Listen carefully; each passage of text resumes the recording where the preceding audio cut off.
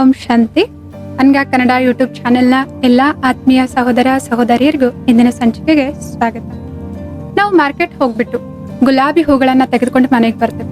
ಮನೆಗೆ ಬಂದಾದ್ಮೇಲೆ ಗುಲಾಬಿ ಹೂಗಳಿಂದ ಮಲ್ಲಿಗೆ ಹೂವಿನ ಸುಗಂಧವನ್ನ ಎಕ್ಸ್ಪೆಕ್ಟ್ ಮಾಡಿದ್ರೆ ನಾವು ಪಡಿಲಿಕ್ಕೆ ಸಾಧ್ಯನಾ? ಖಂಡಿತ ಇಲ್ಲ ಅಲ್ವಾ? ಪ್ರತಿಯೊಂದು ಹೂವಿಗೂ ಕೂಡ ತನ್ನದೇ ಆದ ವಿಭಿನ್ನವಾದ ಪರಿಮಳ ಸುಗಂಧ ಇರುತ್ತೆ. ಅದೇ ರೀತಿ ಯಾವಾಗ ನಾವು ಇನ್ನೊಬ್ಬರಿಂದ ಇವ್ರ ನಂತರನೇ ಇರ್ಲಿ, ನಾನು ಹೇಳಿದ್ದನ್ನೇ ಕೇಳಿ, ನಾನು ಹೇಳ್ದಂಗೆ ಇವರು ನಡೆದುಕೊಳ್ಳಿ ಅಂತ ನಿರೀಕ್ಷೆ ಮಾಡಿದ್ವಿ ಅಂತಂದ್ರೆ ನಾವು ಕೂಡ ಆ ಸಮಯದಲ್ಲಿ ಗುಲಾಬಿ ಹೂವಿನಿಂದ ಮಲ್ಲಿಗೆ ಹೂವಿನ ಸುಗಂಧವನ್ನ ಎಕ್ಸ್ಪೆಕ್ಟ್ ಮಾಡ್ತಾ ಇದೀವಿ ಅಂತ ಅರ್ಥ. ಎಕ್ಸ್ಪೆಕ್ಟೇಷನ್ ಅಂತಂದ್ರೆ ಪ್ರತಿಯೊಂದು ಪರಿಸ್ಥಿತಿ ಸನ್ನಿವೇಶನ್ ನನ್ನ ಪ್ರಕಾರನೇ ನಡೀಲಿ ಅಂತ ಹೇಳ್ಬಿಟ್ಟು ಬಯಸುವಂತಹ ಮನೋಭಾವ. ಅಥವಾ ಇನ್ನೊಬ್ಬ ವ್ಯಕ್ತಿ ನಾನೇನ್ ಯೋಚನೆ ಮಾಡ್ತೇನೆ ಅವರು ಹಾಗೆ ಯೋಚನೆ ಮಾಡ್ಲಿ, ಏನ್ ಹೇಳ್ತೇನೆ ಅವರು ಅದೇ ರೀತಿ ಕೇಳಲಿ ಅಥವಾ ನಡೆದುಕೊಳ್ಳಿ ಅನ್ನುವಂತಹ ಬಯಸುವಂತ ಮನೋಭಾವಕ್ಕೆ ನಿರೀಕ್ಷೆ ಅಥವಾ ಎಕ್ಸ್ಪೆಕ್ಟೇಷನ್ ಅಂತ ಹೇಳ್ಬಿಟ್ಟು ಹೇಳ್ತಾರೆ. ಈ ಎಕ್ಸ್ಪೆಕ್ಟೇಷನ್ ಅನ್ನೋದು ಪ್ರತಿಯೊಬ್ಬರಿಂದ ಕೂಡ ನಾವು ಇಟ್ಕೊಳ್ತೇವೆ. ಚಿಕ್ಕ ಮಕ್ಕಳು ಅಪ್ಪ ಅಮ್ಮನಿಂದ ಎಕ್ಸ್ಪೆಕ್ಟೇಷನ್ ಇಟ್ಕೊಳ್ತಾರೆ, ಅಥವಾ ತಂದೆ ತಾಯಿ ಮಕ್ಕಳಿಂದ ನಿರೀಕ್ಷೆಗಳನ್ನ ಇಟ್ಕೊಳ್ತಾರೆ, ಪತಿ ಪತ್ನಿಯಿಂದ ಇಟ್ಕೊಳ್ತಾರೆ, ಪತಿಯಿಂದ ಎಕ್ಸ್ಪೆಕ್ಟೇಷನ್ಸ್ ಇಟ್ಕೊಳ್ತಾರೆ, ಮಿತ್ರ ಸಂಬಂಧಿಗಳು ಸಹೋದ್ಯೋಗಿಗಳಿಂದ, ಈ ರೀತಿ ದಿನನಿತ್ಯ ಹಲವಾರು ಜನರಿಂದ ಹಲವಾರು ನಿರೀಕ್ಷೆಗಳನ್ನ ನಾವು ಇಟ್ಕೊಳ್ತೇವೆ. ಸೊ ಅದರಿಂದ ಏನ್ ಅನ್ಕೊಳ್ತೇವೆ? ಎಕ್ಸ್ಪೆಕ್ಟೇಷನ್ ಇಟ್ಕೊಳ್ಳೋದು ಸ್ವಾಭಾವಿಕ ಅಲ್ವಾ, ಸಾಮಾನ್ಯ ಅಲ್ವಾ, ಎಕ್ಸ್ಪೆಕ್ಟೇಷನ್ ಇಲ್ಲದೆ ಜೀವನ ಹೇಗೆ ಅಂತ ಹೇಳ್ಬಿಟ್ಟು ಪ್ರಶ್ನೆ ಕೇಳ್ತೇವೆ. ಆದ್ರೆ ಇಲ್ಲಿ ವಿಚಾರ ಮಾಡ್ಬೇಕಾಗಿದ್ದೇನು ಅಂತಂದ್ರೆ, ಈ ಎಕ್ಸ್ಪೆಕ್ಟೇಷನ್ ಇಟ್ಕೊಂಡಾಗ ಯಾವ್ದಾದ್ರೂ ಎಕ್ಸ್ಪೆಕ್ಟೇಷನ್ ನಮ್ಗೆ ನೆರವೇರ್ಲಿಲ್ಲ ಅಂತಂದ್ರೆ ಅಥವಾ ಫುಲ್ಫಿಲ್ ಆಗ್ಲಿಲ್ಲ ಅಂತಂದ್ರೆ ಖಂಡಿತವಾಗ್ಲೂ ಈ ನಿರೀಕ್ಷೆ ಏನ್ ಮಾಡುತ್ತೆ? ನಿರಾಶೆಯನ್ನ ತಂದೊಡ್ಡುತ್ತೆ. ಅಂದ್ರೆ ಹತಾಶೆಗೆ ಈಡು ಮಾಡುತ್ತೆ. ದುಃಖ ನೋವಿನಂತ ಅನುಭವನ ನಾವು ಅನುಭವಿಸ್ತೇವೆ. ಸೊ ಹಾಗಿದ್ರೆ ನಿರೀಕ್ಷೆ ಇಲ್ಲದೆ ಹೇಗ್ ನಡೆಯುತ್ತೆ? ಅಪ್ಪ ಅಮ್ಮ ಕಷ್ಟಪಟ್ಬಿಟ್ಟು ದುಡಿದು ಮಕ್ಕಳಿಗೆ ಒಳ್ಳೆ ಸ್ಕೂಲಿಗೆ ಕಳಿಸ್ತಾರೆ, ಮಕ್ಕಳು ಚೆನ್ನಾಗಿ ಓದ್ಲಿ, ಒಳ್ಳೆ ಮಾರ್ಕ್ಸ್ ಅನ್ನ ತೆಗೆದುಕೊಳ್ಳಿ ಅಂತ ಎಕ್ಸ್ಪೆಕ್ಟ್ ಮಾಡಬಾರ್ದ? ಹಾಗಿದ್ರೆ ಮನೇಲಿ ಒಬ್ಬರನ್ನ ಕೆಲ್ಸಕ್ಕೆ ಇಟ್ಕೊಂಡಿದೀವಿ ಅಂತಂದ್ರೆ ಆ ಕೆಲಸದವರು ಸರಿಯಾದ ಸಮಯಕ್ಕೆ ಕೆಲ್ಸಕ್ಕೆ ಬರ್ಲಿ, ಅಚ್ಚುಕಟ್ಟಾಗಿ ಕೆಲಸ ಮಾಡ್ಲಿ ಅಂತಾನು ಕೂಡ ಎಕ್ಸ್ಪೆಕ್ಟ್ ಮಾಡಬಾರ್ದ? ಹಾಗಿದ್ರೆ ನಾವ್ ಇನ್ನೊಬ್ರಿಗೆ ಸಹಾಯ ಮಾಡ್ತೇವೆ, ನಮ್ ಕಷ್ಟ ಬಂದಾಗ ಅವರು ಕೂಡ ಸಹಾಯ ಮಾಡ್ಲಿ ಅಂತ ನಾವು ಎಕ್ಸ್ಪೆಕ್ಟ್ ಮಾಡಬಾರ್ದ? ಇದ್ರಲ್ಲಿ ಏನ್ ತಪ್ಪಿದೆ ಹಾಗಿದ್ರೆ? ಈ ರೀತಿ ಪ್ರಶ್ನೆ ಬರ್ಬೋದು. ಇಲ್ಲಿ ಎಕ್ಸ್ಪೆಕ್ಟೇಷನ್ ಏನು ಅಂತ ಸರಿಯಾಗಿ ನಾವು ಅರ್ಥವನ್ನ ಮಾಡ್ಕೊಳ್ಬೇಕಾಗಿದೆ. ಈ ಎಕ್ಸ್ಪೆಕ್ಟೇಷನ್ ಇಲ್ದೇನೂ ಕೂಡ ಯಾವ ರೀತಿ ನಾವು ನಮ್ಮ ಜೀವನವನ್ನ ಬಹಳ ಸಂತೋಷದಿಂದ ನಡೆಸಬೇಕಾಗಿದೆ ಅಂತ ಹೇಳ್ಬಿಟ್ಟು ತಿಳಿದುಕೊಳ್ಳೋದು ಬಹಳ ಮುಖ್ಯವಾಗಿದೆ. ಯಾಕೆ ಅಂತಂದ್ರೆ ಈ ನಿರೀಕ್ಷೆಯಿಂದ ಅಥವಾ ಎಕ್ಸ್ಪೆಕ್ಟೇಷನ್ಸ್ ಇಂದ ನಮ್ಮ ಸಂಬಂಧಗಳು ದುರ್ಬಲಗೊಳ್ತವೆ, ಸಂಬಂಧದಲ್ಲಿ ದೂರಿತನ ಉಂಟಾಗುತ್ತೆ. ಈ ನಿರೀಕ್ಷೆಗಳು ಹೆಚ್ಚಾದಷ್ಟು ನಮ್ಮ ಮಾನಸಿಕ ಮತ್ತು ಶಾರೀರಿಕ ಆರೋಗ್ಯದ ಮೇಲೆ ದುಷ್ಪರಿಣಾಮ ಉಂಟಾಗುತ್ತೆ. ಈ ಎಕ್ಸ್ಪೆಕ್ಟೇಷನ್ ಹೆಚ್ಚಾದಷ್ಟು ನಮ್ಮಲ್ಲಿ ಕೃತಜ್ಞತೆಯ ಭಾವನೆ ಕಡಿಮೆ ಆಗುತ್ತೆ, ನಮ್ಮ ದೃಷ್ಟಿಕೋನ ಚಿಕ್ಕದಾಗುತ್ತೆ. ಹಾಗಿದ್ರೆ ಈ ಎಕ್ಸ್ಪೆಕ್ಟೇಷನ್ಸ್ ಅಂತಂದ್ರೆ ಏನು? ಇವುಗಳನ್ನ ಬಿಡೋದು ಹೇಗೆ? ಹಾಗಿದ್ರೆ ಈ ನಿರೀಕ್ಷೆಯ ಬದಲಾಗಿ ಯಾವ ಒಂದು ಗುಣವನ್ನ ನಾವು ಧಾರಣೆ ಮಾಡ್ಕೊಳ್ಬೇಕಾಗಿದೆ? ಇದೆಲ್ಲದರ ವಿವರವನ್ನ ಇಂದಿನ ಸಂಚಿಕೆಯಲ್ಲಿ ತಿಳಿದುಕೊಳ್ಳೋಣ. ಉದಾಹರಣೆಗೆ, ತಂದೆ ತಾಯಿ ಮಕ್ಕಳಿಂದ ಅನೇಕ ನಿರೀಕ್ಷೆಗಳನ್ನ ಇಟ್ಕೊಳ್ತಾರೆ. ಒಂದು ನಿರೀಕ್ಷೆ ಅಂತಂದ್ರೆ ಚೆನ್ನಾಗಿ ವಿದ್ಯೆ ಓದ್ಲಿ, ಒಳ್ಳೆ ಸ್ಕೋರ್ ಮಾಡ್ಲಿ ಅಂತ ಹೇಳ್ಬಿಟ್ಟು ಅಲ್ವಾ? ಹಾಗಿದ್ರೆ ಇದು ತಪ್ಪಾ? ಖಂಡಿತವಾಗ್ಲೂ ತಪ್ಪಲ್ಲ. ಮಕ್ಕಳು ಚೆನ್ನಾಗಿ ಓದ್ಲಿ, ಒಳ್ಳೆ ಮಾರ್ಕ್ಸ್ ಅನ್ನ ತೆಗಿಲಿ ಅಂತ ಪ್ರತಿಯೊಬ್ಬ ತಂದೆ ತಾಯಿಗೂ ಕೂಡ ಶುಭ ಭಾವನೆ ಅಥವಾ ಮಕ್ಕಳ ಪ್ರತಿ ಈ ಶುಭ ಇಚ್ಛೆ ಇದ್ದೇ ಇರುತ್ತೆ. ಆದ್ರೆ ಇಲ್ಲಿ ಇಂಪಾರ್ಟೆಂಟ್ ಏನು ಅಂತಂದ್ರೆ, ನಮ್ಮ ಖುಷಿಯನ್ನ, ನಮ್ಮ ಮನಸ್ಸಿನ ಶಾಂತಿಯನ್ನ ಆ ಮಗುವಿನ ಫಲಿತಾಂಶದ ಮೇಲೆ ನಾವು ಆಧಾರಿತವಾಗಿ ಮಾಡ್ಕೊಳ್ಬಾರ್ದಾಗಿದೆ. ಎಕ್ಸ್ಪೆಕ್ಟೇಷನ್ ಅಂತಂದ್ರೆ ನಮ್ಮ ಖುಷಿ, ನಮ್ಮ ಶಾಂತಿಯನ್ನ ಇನ್ನೊಬ್ಬರ ಮೇಲೆ, ಇನ್ನೊಬ್ಬರ ವರ್ತನೆಯ ಮೇಲೆ ಅಥವಾ ಸಿಚುವೇಶನ್ ಸನ್ನಿವೇಶಗಳ ಮೇಲೆ ನಾವು ಆಧಾರಿತವಾಗಿ ಮಾಡಿರ್ತೇವೆ. ಯಾವಾಗ ಆ ನಿರೀಕ್ಷೆ ಪೂರ್ಣ ಆಗೋದಿಲ್ಲಲ್ವಾ, ತಕ್ಷಣ ನಮ್ಗೆ ನಿರಾಶೆ ಆಗುತ್ತೆ. ಉದಾಹರಣೆಗೆ, ಮಗು ಫಸ್ಟ್ ರ್ಯಾಂಕ್ ಬರ್ಲಿ ಅಥವಾ 90% ಅಬೋವ್ ಮಾರ್ಕ್ಸ್ ಅನ್ನ ಅದು ಗಳಿಸ್ಲಿ ಅಂತ ಹೇಳ್ಬಿಟ್ಟು ನಾವ್ ಎಕ್ಸ್ಪೆಕ್ಟ್ ಮಾಡ್ತೀವಿ. ಆ ಮಗು ಸರಿಯಾಗಿ ಪರಿಶ್ರಮ ಪಡ್ತು, ಆದ್ರೂ ಕೂಡ ಒಂದೇನಾದ್ರೂ 85 ಮಾರ್ಕ್ಸ್ ಅನ್ನ ಅದು ಸ್ಕೋರ್ ಮಾಡ್ತು ಅಂತಂದ್ರೆ, ನಾವೇನಾದ್ರೂ ನಿರೀಕ್ಷೆ ಮಾಡಿದ್ವಿ ಅಂತಂದ್ರೆ ತಕ್ಷಣ ನಮ್ಗೆ ಬೇಜಾರಾಗುತ್ತೆ. ನಾವ್ ಇಷ್ಟೊಂದೆಲ್ಲ ಪರಿಶ್ರಮ ಮಾಡಿದ್ವಿ, ಇಷ್ಟೊಂದೆಲ್ಲ ಮಗುವಿಗೆ ಹೇಳ್ಕೊಟ್ವಿ, ಆದ್ರೂ ಕೂಡ ನಮ್ಮ ನಿರೀಕ್ಷೆಯನ್ನ, ಎಕ್ಸ್ಪೆಕ್ಟೇಷನ್ ಅನ್ನ ಇದು ರೀಚ್ ಆಗ್ಲಿಲ್ಲ. ಭಲೆ ಆ ಸಂದರ್ಭದಲ್ಲಿ ಮಗುವಿಗೆ ಏನು ಹೇಳ್ತಾ ಇರ್ಬೋದು, ಆದ್ರೆ ಇನ್ನೊಬ್ರು ಮುಂದಾದ್ರೂ ಹೇಳ್ತಾ ಇರ್ತೀವಲ್ಲ, ತುಂಬಾ ಕಡಿಮೆ ಸ್ಕೋರ್ ಮಾಡಿದ್ದಾರೆ, ನಾವು ಎಕ್ಸ್ಪೆಕ್ಟ್ ಮಾಡಿದಷ್ಟು ರಿಸಲ್ಟ್ ಮಾಡಿಲ್ಲ, ನಾವ್ ಅನ್ಕೊಂಡಿರ್ಲಿಲ್ಲ ಅಂತ ಹೇಳ್ಬಿಟ್ಟು ಇನ್ನೊಬ್ರು ಮುಂದೆ ಆದ್ರೂ ಮಾತಾಡ್ತೀವಿ. ಅಥವಾ ಕೆಲವೊಂದ್ಸಲ ಮಕ್ಕಳ ಮೇಲೆನೆ ಕೋಪ ಮಾಡ್ಕೊಳ್ತಿರ್ತೀವಿ. ಅವ್ರು ನೋಡು ಎಷ್ಟು ಚೆನ್ನಾಗಿ ಸ್ಕೋರ್ ಮಾಡಿದ್ದಾರೆ, ಇವ್ರು ನೋಡು ಎಷ್ಟು ಚೆನ್ನಾಗಿ ಸ್ಕೋರ್ ಮಾಡಿದ್ದಾರೆ, ನಿನ್ ಕೊಡುವಷ್ಟು ಸೌಲಭ್ಯ ಅವ್ರಿಗೆಲ್ಲ ಇದೆಯಾ, ನೀನು ಓದೋದೇ ಇಲ್ಲ, ಹಾಗೆ ಹೀಗೆ ಅಂತ ಕೋಪ ಮಾಡ್ಕೊಂಡ್ಬಿಡ್ತೀವಿ. ಅಥವಾ ಇನ್ನೊಬ್ರ ಜೊತೆ ಹೋಲಿಕೆ ಮಾಡ್ಬಿಟ್ಟು ಬೈತೇವೆ. ಇದರಿಂದ ಏನಾಗುತ್ತೆ? ಮಕ್ಕಳು ಇನ್ನೂ ಹೆದರ್ಕೊಳ್ತಾರೆ. ಅವರ ಸಾಮರ್ಥ್ಯದ ಅನುಸಾರ ಪರಿಶ್ರಮ ಪಟ್ಟು ವಿದ್ಯೆ ಓದಿ ಎಷ್ಟಾಗುತ್ತೋ ಅಷ್ಟು ಅವ್ರ ಮಾರ್ಕ್ಸ್ ಅನ್ನ ಗಳಿಸಿದ್ದಾರೆ. ಆದ್ರೆ ನಾವ್ ಈ ರೀತಿ ಹೋಲಿಕೆ ಮಾಡೋದ್ರಿಂದ ಅಥವಾ ಕೋಪ ಮಾಡ್ಕೊಳ್ಳೋದ್ರಿಂದ ಅಥವಾ ನಾವು ಬೇಸರಗೊಳ್ಳೋದ್ರಿಂದ ಮಗುವಿಗೆ ತನ್ನ ಮೇಲೇನೆ ವಿಶ್ವಾಸ ಅನ್ನೋದು ಕಡಿಮೆ ಆಗ್ತಾ ಹೋಗುತ್ತೆ. ಒಂದು ಆಂತರಿಕವಾದ ಕೀಳಿರಿಮೆಯನ್ನ ಮಕ್ಕಳು ಅನುಭವಿಸ್ತಾರೆ. ಮತ್ತು ನೆಕ್ಸ್ಟ್ ಬಾರಿ ಭಯ ಆಗುತ್ತೆ ಅವರಿಗೆ, ಎಲ್ಲಿ ನಾನು ನನ್ನ ತಂದೆ ತಾಯಿ ಇಟ್ಕೊಂಡಂತಹ ನಿರೀಕ್ಷೆಯನ್ನ ಪೂರ್ಣ ಮಾಡಲಿಲ್ಲ ಅಂತಂದ್ರೆ ಮತ್ತೆ ಅವ್ರಿಗೆ ಬೇಸರ ಆಗುತ್ತೇನೋ, ಮತ್ತೆ ಅವರು ಕೋಪ ಮಾಡ್ಕೊಳ್ತಾರೇನೋ ಅಂತ ಹೇಳ್ಬಿಟ್ಟು ಒಂದು ನಿರಂತರವಾದ ಒತ್ತಡ ಮಕ್ಕಳ ಮನಸ್ಸಿನ ಮೇಲೆ ಬೀಳ್ತಾ ಇರುತ್ತೆ. ಸೊ ಅದ್ರಿಂದ ಹಾಗಿದ್ರೆ ಈ ಪರಿಸ್ಥಿತಿಯನ್ನ ನಾವು ಹೇಗೆ ನಿರೀಕ್ಷೆ ಇಲ್ದೇನು ಹೇಗೆ ಇದನ್ನ ಮಕ್ಕಳನ್ನ ಜಾಸ್ತಿ ಅಂಕಗಳು ಗಳಿಸೋದಕ್ಕಾಗಿ ಹೇಗೆ ಮೋಟಿವೇಟ್ ಮಾಡ್ಬೇಕಾಗಿದೆ? ಹಾಗಿದ್ರೆ ಇಲ್ಲಿ ಸ್ವೀಕಾರ ಮಾಡುವಂತಹ ಗುಣವನ್ನ ಉಪಯೋಗ ಮಾಡ್ಬೇಕಾಗಿದೆ. ಮಕ್ಕಳು ಚೆನ್ನಾಗಿ ಓದ್ಲಿ, ಒಳ್ಳೆ ಮಾರ್ಕ್ಸ್ ಅನ್ನ ಗಳಿಸ್ಲಿ ಅನ್ನೋ ಶುಭ ಇಚ್ಛೆ ಪ್ರತಿಯೊಬ್ಬ ತಂದೆ ತಾಯಿಗೆ ಇದ್ದೇ ಇರುತ್ತೆ. ಸೊ ಅವಾಗ ಏನ್ ಮಾಡ್ಬೇಕಾಗಿದೆ? ನಾವು ಅರ್ಥ ಮಾಡ್ಕೊಳ್ಬೇಕಾಗಿದೆ. ಮಗು 85% ಅನ್ನ ಸ್ಕೋರ್ ಮಾಡಿದೆ ಅಲ್ವಾ, ಈ ಸಿಚುವೇಶನ್ ಅನ್ನ ನಾವು ಸ್ವೀಕಾರ ಮಾಡ್ಬೇಕಾಗಿದೆ. ಖುಷಿಯಿಂದ ಮಗುವಿಗೆ ಅಭಿನಂದನೆಯನ್ನ ಹೇಳ್ಬೇಕಾಗಿದೆ. ನೀನ್ 85% ಸ್ಕೋರ್ ಮಾಡಿದ್ಯಲ್ವಾ, ನಿನ್ನಲ್ಲಿ ಇನ್ನೂ ಕೆಪಾಸಿಟಿ ಇದೆ, ನೀನ್ 90 ಅಬೋನು ಕೂಡ ಸ್ಕೋರ್ ಮಾಡ್ಲಿಕ್ಕೆ ಸಾಧ್ಯ ಇದೆ, ನನ್ಗೆ ಸಂಪೂರ್ಣವಾಗಿ ನಿನ್ ಮೇಲೆ ವಿಶ್ವಾಸ ಇದೆ. ನಿಮ್ಗೆ ಯಾವ ಸಬ್ಜೆಕ್ಟ್ ಅಲ್ಲಿ ಕಷ್ಟ ಅನಿಸ್ತಿದೆ ಹೇಳು, ನಾನು ನಿನಗೆ ಖಂಡಿತ ಸಹಾಯ ಮಾಡ್ತೇನೆ ಅಂತ ಹೇಳ್ಬಿಟ್ಟು ಮಕ್ಕಳೊಂದಿಗೆ ಮುಕ್ತವಾಗಿ ನಾವು ಮಾತನಾಡಿದ್ವಿ ಮತ್ತು ಅವರಿಗೆ ಯಾವ ವಿಷಯ ಕಠಿಣ ಅನಿಸ್ತಾ ಇದೆ ಆ ವಿಷಯದಲ್ಲಿ ನಾವು ಅವ್ರಿಗೆ ಸಹಾಯ ಮಾಡಿದ್ವಿ ಅಂತಂದ್ರೆ ಅವ್ರಿಗೂ ಕೂಡ ಒಂದು ಸಕಾರಾತ್ಮಕವಾದ ಎನರ್ಜಿ ನಮ್ಮಿಂದ ಸಿಗ್ತಾ ಇರೋ ಕಾರಣ ಅವರು ಕೂಡ ಇನ್ನಷ್ಟು ಪರಿಶ್ರಮವನ್ನ ಮಾಡ್ತಾರೆ ಮತ್ತು ಅವಶ್ಯವಾಗಿ ಮುಂದಿನ ಎಕ್ಸಾಮ್ಸ್ ನಲ್ಲಿ ಸ್ಕೋರ್ ಅನ್ನ ಅವರು ಇದಕ್ಕಿಂತ ಉತ್ತಮವಾಗಿ ಮಾಡ್ತಾರೆ. ಅಂತಂದ್ರೆ ನಮ್ಮ ಸಕಾರಾತ್ಮಕವಾದ ಯೋಚನೆಗಳು ಮತ್ತು ವ್ಯವಹಾರ ಅವರಿಗೆ ಅವರ ಆತ್ಮವಿಶ್ವಾಸವನ್ನ ಜಾಸ್ತಿ ಮಾಡುತ್ತೆ, ಅವರಿಗೆ ಶಕ್ತಿಯನ್ನ ತುಂಬುತ್ತೆ. ಸೊ ಈ ರೀತಿ ನಾವು ನಿರೀಕ್ಷೆಯನ್ನ ಬಿಟ್ಬಿಟ್ಟು ಸ್ವೀಕಾರ ಮಾಡುವಂತಹ ಗುಣವನ್ನ ನಮ್ಮಲ್ಲಿ ಧಾರಣೆ ಮಾಡ್ಕೊಂಡ್ವಿ, ನಮ್ಮ ಜ್ಞಾನವನ್ನ ಅವ್ರ ಜೊತೆಗೆ ಶೇರ್ ಮಾಡ್ಕೊಂಡ್ವಿ, ಅವರಿಗೆ ಸಹಾಯ ಮಾಡಿದ್ವಿ, ಅವರಿಗೆ ಮೋಟಿವೇಟ್ ಮಾಡಿದ್ವಿ ಅಂತಂದ್ರೆ ಖಂಡಿತವಾಗ್ಲೂ ಕೂಡ ನಾವೇನು ಶುಭ ಇಚ್ಛೆನ ಇಟ್ಕೊಂಡಿರ್ತೀವಲ್ವಾ, ಆ ಶುಭ ಇಚ್ಛೆ ಅವ್ರ ಮೇಲೆ ಕೂಡ ಸಕಾರಾತ್ಮಕವಾದ ಪರಿಣಾಮವನ್ನ ಬೀರುತ್ತೆ. ಎರಡನೇದಾಗಿ ಬೇರೆ ಇನ್ನುಳಿದ ಸಂಬಂಧಗಳಲ್ಲಿ, ಉದಾಹರಣೆಗೆ ಪತಿ ಪತ್ನಿಯ ಸಂಬಂಧದಲ್ಲೇ ಇರ್ಬೋದು. ಪತಿಗೆ ಪತ್ನಿಯಿಂದ ಅನೇಕ ನಿರೀಕ್ಷೆಗಳಿರ್ತವೆ, ಪತ್ನಿಗೂ ಕೂಡ ಪತಿಯಿಂದ ಅನೇಕ ಎಕ್ಸ್ಪೆಕ್ಟೇಷನ್ಸ್ ಇರ್ತವೆ. ಸೊ ಪತ್ನಿಯ ಮೇಲೆ ನಂಬಿಕೆ ಇಡ್ತಾರೆ, ಎಲ್ಲೇ ಹೋದ್ರೂ ಕೂಡ ವಿಶ್ವಾಸದಿಂದ ಕಳಿಸ್ಕೊಡ್ತಾರೆ ಮತ್ತು ಅವ್ರು ಕೇಳಿದ್ದೆಲ್ಲನೂ ಕೂಡ ಅವ್ರಿಗೆ ಕೊಡಿಸ್ತಾರೆ, ಬಹಳ ಕಾಳಜಿ ವಹಿಸ್ತಾರೆ, ಪ್ರೀತಿಯನ್ನ ಮಾಡ್ತಾರೆ. ಪತ್ನಿನೂ ಕೂಡ ಪತಿಯ ಮೇಲೆ ತುಂಬಾ ಪ್ರೀತಿ ಇರುತ್ತೆ. ಆದ್ರೆ ಕೆಲವೊಂದು ಸಂಸ್ಕಾರಗಳಲ್ಲಿ ಅವ್ರಿಗೆ ಏನಾಗುತ್ತೆ, ಇಷ್ಟ ಆಗೋದಿಲ್ಲ ಪತಿಯ ಕೆಲವೊಂದು ನಡವಳಿಕೆಗಳು. ಎಲ್ಲೇ ಹೊರಗಡೆ ಹೋದ್ರು ಸ್ವಲ್ಪ ಲೇಟ್ ಆಗುತ್ತೆ ಅಂತಂದ್ರೆ ಅವ್ರು ಯಾಕೆ ನನ್ಗೆ ಇನ್ಫಾರ್ಮ್ ಮಾಡೋದಿಲ್ಲ, ಲೇಟ್ ಆಗಿ ಬರ್ತಾರೆ ಅಂತಂದ್ರೆ ನನ್ಗೆ ಮೊದಲೇ ಯಾಕೆ ಹೇಳೋದಿಲ್ಲ. ಸೊ ಪದೇ ಅವ್ರು ಏನಾದ್ರು ಲೇಟ್ ಆದ್ರೆ ಕಾಲ್ ಮಾಡೋದಾಗಿರ್ಬೋದು, ಅಥವಾ ನೀವೆಲ್ಲಿ ಹೋಗಿದ್ರಿ, ಯಾರ ಜೊತೆ ಇದ್ದೀರಾ ಅಂತ ಕೇಳೋದಾಗ್ಲಿ, ಇಂತಹ ನಡವಳಿಕೆಗಳು ಪತಿಗೆ ಕಿರಿಕಿರಿಯನ್ನು ಉಂಟು ಮಾಡ್ತಾ ಇದೆ. ಪತಿ ಯಾವಾಗ್ಲೂ ಕೂಡ ಪತ್ನಿಯನ್ನ ನಂಬ್ತಾರೆ, ಆದ್ರೆ ಪತ್ನಿ ನನ್ನನ್ನು ಯಾಕೆ ನಂಬೋದಿಲ್ಲ ಅಂತ ಅವ್ರಿಗೆ ಬೇಸರ ಉಂಟಾಗ್ತಿರುತ್ತೆ. ಇದೇ ವಿಷಯದ ಮೇಲೆ ಅವರಿಬ್ಬರ ಮಧ್ಯೆ ಕಿರಿಕಿರಿ ಜಗಳ ಉಂಟಾಗ್ತಿರತ್ತೆ. ಸೊ ಅಂದ್ರೆ ಇಲ್ಲಿ ಒಬ್ರು ಇನ್ನೊಬ್ರಿಂದ ನಿರೀಕ್ಷೆನ ಇಟ್ಕೊಂಡಿದ್ದಾರೆ, ಎಕ್ಸ್ಪೆಕ್ಟೇಷನ್ ಇದೆ. ಪತ್ನಿಗೆ ನಿರೀಕ್ಷೆ ಇದೆ, ಎಲ್ಲೇ ಹೋದ್ರು ನನ್ಗೆ ಇನ್ಫಾರ್ಮ್ ಮಾಡ್ಲಿ, ನನ್ಗೆ ಹೇಳಿದ ಮಾತಿನಂತೆ ಅವ್ರು ನಡ್ಕೊಳ್ಳಿ ಅಂತ ಹೇಳ್ಬಿಟ್ಟು. ಪತಿಗೇನು ಎಕ್ಸ್ಪೆಕ್ಟೇಷನ್ ಇದೆ, ನನ್ ಮೇಲೆ ಇವ್ರಿಗೆ ವಿಶ್ವಾಸ ಇಡ್ಲಿ, ನನ್ ಮೇಲೆ ನಂಬಿಕೆ ಇಡ್ಲಿ, ನಾನ್ ಹೇಗೆ ಇವ್ರ ಮೇಲೆ ನಂಬಿಕೆ ಇಡ್ತೇನೆ ಹಾಗೆ ಇವರು ಕೂಡ ನನ್ ಮೇಲೆ ನಂಬಿಕೆ ಇಡ್ಲಿ ಅಂತ ಹೇಳ್ಬಿಟ್ಟು ಅವ್ರಿಗೆ ಈ ನಿರೀಕ್ಷೆ ಇದೆ. ಸೊ ಹಾಗಿದ್ರೆ ಇಲ್ಲಿ ಸ್ವೀಕಾರದ ಶಕ್ತಿಯನ್ನ ಹೇಗ್ ಬಳಸಬೇಕಾಗಿದೆ, ಈ ಕಿರಿಕಿರಿಯನ್ನ ಹೇಗ್ ದೂರ ಮಾಡ್ಕೊಳ್ಬೇಕಾಗಿದೆ? ಆಗಿದ್ರೆ ಇಲ್ಲಿ ನಾವು ಏನು ಅರ್ಥ ಮಾಡ್ಕೊಳ್ಬೇಕಾಗಿದೆ ಅಂತಂದ್ರೆ, ಇಲ್ಲಿ ಆಧ್ಯಾತ್ಮಿಕ ಜ್ಞಾನ ನಮ್ಗೆ ಯಾವ ರೀತಿ ಸಹಾಯ ಮಾಡುತ್ತೆ, ಈ ಸ್ವೀಕಾರದ ಶಕ್ತಿನ ಯಾವ ರೀತಿ ನಾವು ಬಳಸ್ಕೊಳ್ಬೇಕಾಗಿದೆ ಅಂತಂದ್ರೆ, ನಾವ್ ಯಾವಾಗ್ಲೂ ಕೂಡ ಸಂಬಂಧಗಳನ್ನ ಯಾವ ರೀತಿ ನೋಡ್ತೀವಿ ಅಂತಂದ್ರೆ, ಇವ್ರು ನಮ್ಮ ಪತ್ನಿ ಆಗಿದ್ದಾರೆ, ಇವ್ರು ನಮ್ಮ ಪತಿ ಆಗಿದ್ದಾರೆ, ಇವ್ರು ನಮ್ಮ ಮಗು ಆಗಿದ್ದಾರೆ, ಇವ್ರು ನಮ್ಮ ತಂದೆ ಆಗಿದ್ದಾರೆ, ಇವ್ರು ನಮ್ಮ ತಾಯಿ ಆಗಿದ್ದಾರೆ, ಇವ್ರು ನಮ್ಮ ಸಹೋದರ ಆಗಿದ್ದಾರೆ. ಈ ರೀತಿ ಪ್ರತಿಯೊಬ್ಬರನ್ನು ಕೂಡ ಅವರ ಪಾತ್ರದ ದೃಷ್ಟಿಕೋನದಿಂದ ಅವ್ರನ್ನ ನಾವು ನೋಡ್ತಾ ಇರ್ತೀವಿ.